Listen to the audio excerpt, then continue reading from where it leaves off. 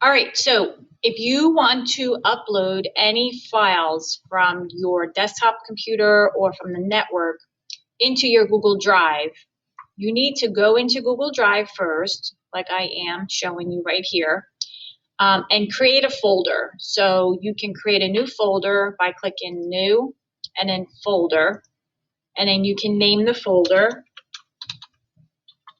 wherever you're going to grab your files from. So for this example, I'm going to put demo, but if you're grabbing your files from your desktop computer, you can name it desktop computer, downloads folder, network, wherever you're getting your files from. And then I'm going to hit create. And then there's the folder. Okay, so what I'm going to do is go inside the folder. I'm going to double click, and then I'm going to hit new.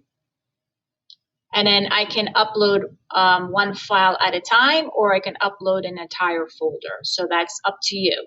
So I'm going to click File Upload, and I'm just going to select the file that I want, and then click Open. And now that file is going to get uploaded into the folder that you created in Drive.